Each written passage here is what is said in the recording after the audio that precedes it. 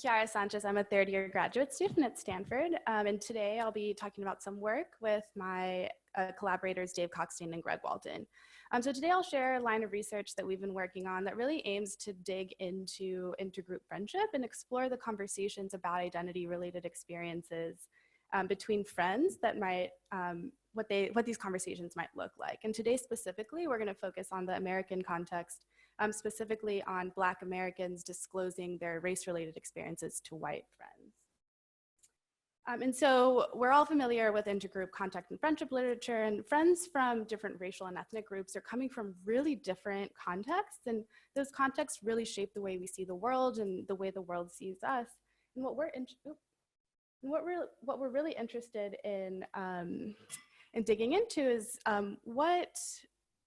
how people bridge these different realities. How are they bridging their different worlds? And we know that people are generally inaccurate perspective takers, and so to really meaningfully understand each other and address inequality, people need to be able to have direct conversations about these experiences, but there are real risks. And so we started with some early descriptive studies to ask 3 questions. And first we asked, do people want to have these conversations? Do they see benefits and costs? Are Black Americans likely to disclose their experiences to their friends? And do white Americans expect, how do they expect to have these conversations? They're the ones that are listening to this disclosure.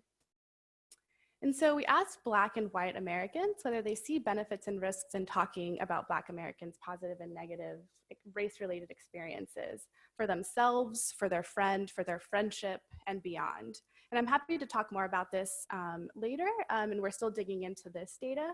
But the important thing to focus on here is that the majority of participants do see benefits in talking about race-related experiences, but importantly, they also see risks. And so notably, Black participants see fewer benefits than white participants who are the prospective listeners. And so then we asked Black participants about their general attitudes towards disclosing to white friends. Because we're in the early descriptive stages, we separated out the positive and the negative experiences, so I've kept them separate. However, you can expect very similar patterns between the positive and negative experiences, with more stronger patterns for the negative experiences. And first we see that Black Americans report disclosing to in-group friends fairly often, and so these conversations are happening, but they're happening less often with their white friends.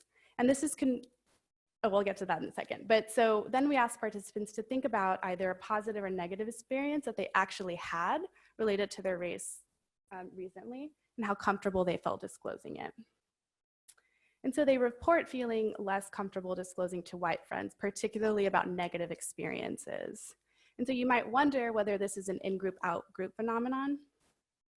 When we asked about a comparison group, in this case Latinx friends, they say generally they disclose less often, but they don't feel less comfortable disclosing to their Latinx friends in general. So what about when people are thinking about their actual friends? So we had participants report up to 10 of their real friends, write about a positive or negative experience, and then we asked them how comfortable they would feel disclosing to each friend. And so in this case, they didn't know we were interested in race in particular. They're thinking about their friends as individuals. And again, we see that Black Americans are particularly less comfortable disclosing negative experiences to white friends, even when we're controlling for closeness. And importantly, they also expect to feel less understood by their white friends. And this is true again when we control for closeness. And this time when our comparison group is their actual friends who are not Black or white, we see that it really appears to be a Black and white distinction rather than a mere in-group, out-group distinction. And finally, we wanted to know, so how do whites expect to experience these conversations? You know, they're the ones who are potentially listening to disclosure, and remember they said they saw a lot of benefits in these conversations. So we had white women participants imagine a close Black friend, and they co-constructed this friend. So we asked them to describe what their relationship would be like so that they could be immersed in the scenario as much as possible. And then we set up a disclosure conversation. So we said, you're hanging out, your friend tells you about some experiences that you've never talked about before. And then we experimentally manipulated whether the disclosure was about race or whether it wasn't about race. And in both conditions, they heard both a positive and a negative experience. And importantly, these stories were from the previous studies. And so these are real experiences that Black Americans have had before. Here are a couple examples of the race condition, the negative experience where a cashier doesn't want to touch her hand and she thinks that it might be because of her race. And then a positive experience, like spending time with other Black people in a Caribbean cultural group. And we counterbalance the valence. How comfortable did white women feel? So although comfort is generally high in both conditions, they did feel less comfortable hearing about the race disclosure than the non-race disclosure. And we also measured social connection to the imagined friend both before and after the disclosure manipulation. And in the non-race condition, we see no change in social connection. But in the race condition, we see a small but significant increase in social connection from before to after disclosure. And we were able to replicate both of these effects with 2 more samples. So in general, Black and white Americans both see benefits, but they also see meaningful risks associated with talking about their experiences with each other. And for Black Americans, the costs seem to outweigh the benefits in terms of disclosing their experiences. And white Americans expect to feel more uncomfortable, but also more connected to their Black friend when they hear a disclosure experience. And so there's a lot more to unpack here.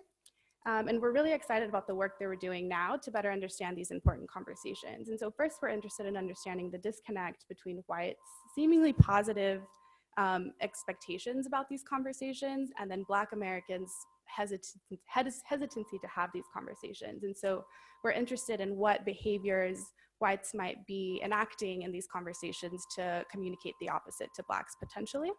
And then we're interested, really importantly, in the downstream effects of having this conversation. So does talking about race-related experience have important consequences for sustained cross-race engagement for whites, and then also for authenticity and well-being for Black Americans? And so with that, I'd like to thank my collaborators, and I'm happy to take questions.